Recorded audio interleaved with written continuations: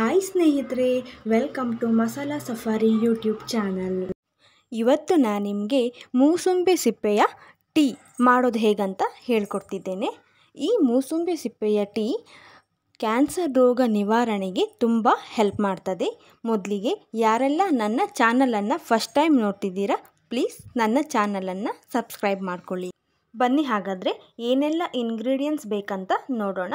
ಮೊದಲಿಗೆ ನಾನಿಲ್ಲಿ 3/4 ಗ್ಲಾಸ್ ನೀರು ತಗೊಂಡಿದ್ದೀನಿ. ಆಮೇಲೆ ಮೂಸುಂಬಿ ಸಿಪ್ಪೆಯನ್ನು ತಗೊಂಡಿದ್ದೀನಿ. ಅದಾದಮೇಲೆ ಒಂದು ಚಿಕ್ಕ ಪೀಸ್ ಬೆಲ್ಲವನ್ನು ತಗೊಂಡಿದ್ದೀನಿ. ಮೊದಲಿಗೆ ನಾನಿಲ್ಲಿ ಒಲೆ ಮೇಲೆ ಒಂದು ಪಾತ್ರೆಯನ್ನು ಇಟ್ಕೊಂಡಿದ್ದೀನಿ. ಇದಕ್ಕೆ ಇವಾಗ 3/4 ಗ್ಲಾಸ್ ನೀರನ್ನು ಹಾಕ್ಕೊಳ್ತಾ ಇದ್ದೀನಿ.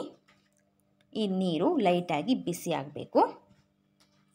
ನೆಕ್ಸ್ಟ್ ನಾನಿಲ್ಲಿ ಇದಕ್ಕೆ ಮೂಸುಂಬಿ ಸಿಪ್ಪೆಯನ್ನು ಹಾಕ್ಕೊಳ್ತಾ ಇದ್ದೀನಿ. ಇದು 2 ನಿಮಿಷ ಕುದಿಬೇಕು. ನೆಕ್ಸ್ಟ್ ಇದಕ್ಕೆ ನಾನು ಒಂದು ಚಿಕ್ಕ ತುಂಡು ಬೆಲ್ಲವನ್ನು ಹಾಕ್ಕೊಳ್ತಾ ಇದ್ದೀನಿ.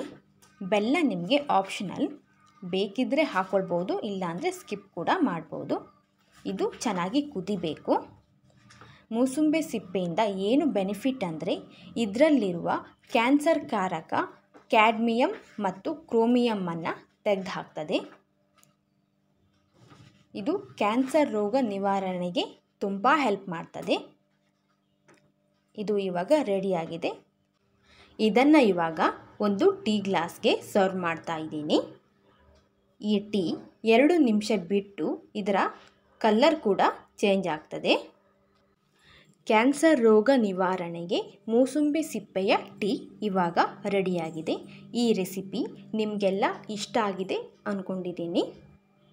ನೀವು ಒಮ್ಮೆ ಮಾಡಿ ಟ್ರೈ ಮಾಡಿ ನೋಡಿ, ಮತ್ತು ನನಗೆ ಕಮೆಂಟ್ ಬಾಕ್ಸ್ನಲ್ಲಿ ಕಮೆಂಟ್ ಮಾಡಿ.